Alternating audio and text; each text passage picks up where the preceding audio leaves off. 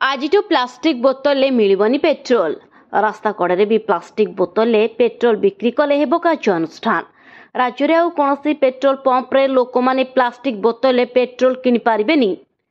ଲୋକସେବା ଭବନରେ ଯୋଗାଣ ମନ୍ତ୍ରୀ କୃଷ୍ଣଚନ୍ଦ୍ର ପାତ୍ର ବିଭିନ୍ନ ପେଟ୍ରୋଲିୟମ ସଂଘର କାର୍ଯ୍ୟକର୍ତ୍ତା ଓ ବିଭାଗୀୟ ଅଧିକାରୀଙ୍କ ସହ ବିସ୍ତୃତ ଭାବରେ ଆଲୋଚନା କରିବା ପରେ ଏହି ନିଷ୍ପତ୍ତି ନିଆଯାଇଛି।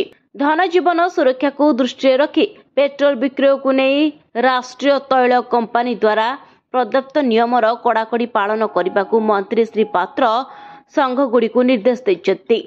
ଏହି ନିୟମ ଯେପରି ରାଜ୍ୟର ସମସ୍ତ ପେଟ୍ରୋଲ ପମ୍ପରେ କଡ଼ାକଡ଼ି ପାଳନ ହେବ, ସେ ନେଇ ଜିଲ୍ଲାପାଳମାନେ ବ୍ୟକ୍ତିଗତ ଭାବରେ ତଦାରଖ କରିବାକୁ କୁହାଯାଇଛି।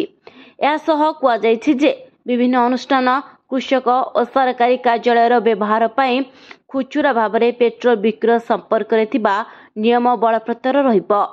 କିନ୍ତୁ ରାଜ୍ୟର ବିଭିନ୍ନ ସ୍ଥାନରେ ରାସ୍ତା ପାର୍ଶ୍ୱ ବିଭିନ୍ନ ଛୋଟ ଦୋକାନରେ ପେଟ୍ରୋଲ ବିକ୍ରୟ କରୁଥିବା ବ୍ୟକ୍ତି ବିଶେଷଙ୍କ ବିରୁଦ୍ଧରେ କଠୋର କାର୍ଯ୍ୟାନୁଷ୍ଠାନ ହେବ।